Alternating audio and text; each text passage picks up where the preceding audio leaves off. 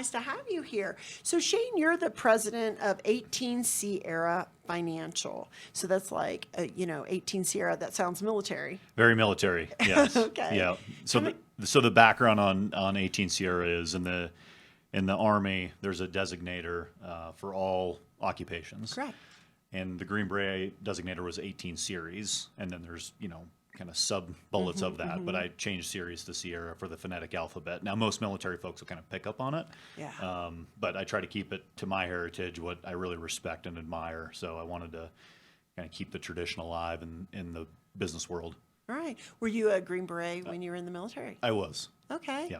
Well, I don't know. We didn't talk about this. We were talking a little bit earlier before we went on the air, but my father was a Green Beret. Really? Yeah, he That's was. cool. Where'd he serve? In Vietnam. Okay. And he passed when I was about 2. Sorry. And so I actually, those shadow boxes that a lot of retired military or folks build after they pass. People built them with the flag and all the ribbons. My husband actually built one of those out for me because I didn't have a lot of history on that, but he found my father's family and got his service records and things like that and built it all out. So my husband's really the one who could navigate all that, but he's the 35-year, or 36 years really, Army veteran. Who's counting? Yeah.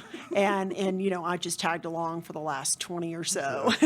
Right. Well, the amount of effort that is put in by families, and especially spouses during Yeah. deployment, is substantial. Yeah. Not given enough credit, in my opinion. Now, I know you have worked with, besides, being a Green Beret, you've worked with other services as well. I have. So I was actually a contractor when I got out of the military for Okay. a brief period of time. So I did train Army, Marines, and SEALs going to Afghanistan. So kind of Okay. 2010 to 2013. Yeah. And transitioned out of that and got involved with the NFL and a startup with some buddies of mine who were fellow Green Berets who played football at West Point. We had some good connections Yeah. into the NFL and provided team building and leadership development for NFL teams. And did that a couple of years, which was really fun and cool. Yeah. But the margins weren't as strong as we had hoped Yeah. from the business perspective. Right, And my right. kids were fairly young at the time, so I needed to, put bread on the table and get after something that was a little more meaningful and providing for them. Yeah. So tell me more about that. Like, what, just breaking that down, like when you're taking the leadership principles that you learn in the military and applying that. Okay. And I mean, there's books been written on this by a variety of guys, but most of those, authors or speakers or whatever have like their key bullet points that they really rely on. And, how does that transfer to the business world or how does that transfer to the sports world? Yeah, I'd say from the sports perspective, human capital is how you designate leadership development. Okay. So in the NFL, for instance, how do you put a win on the board and how do you translate that to locker room or on the field behavior?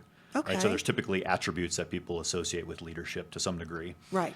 So our challenge was, hey, we're going to come in and help you improve those attributes from a leadership perspective and the locker room. So these Okay. individuals are more apt to be better teammates and better leaders on and off the field. Now, off the field was a big challenge. Obviously, that's a different Yeah. topic. Yeah.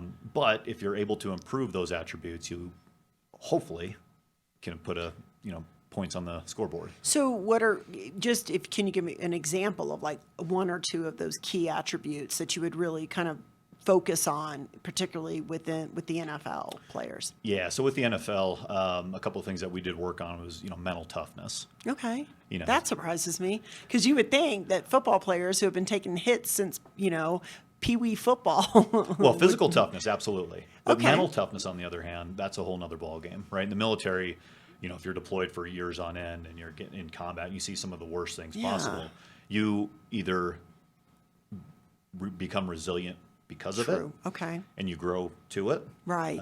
or you don't.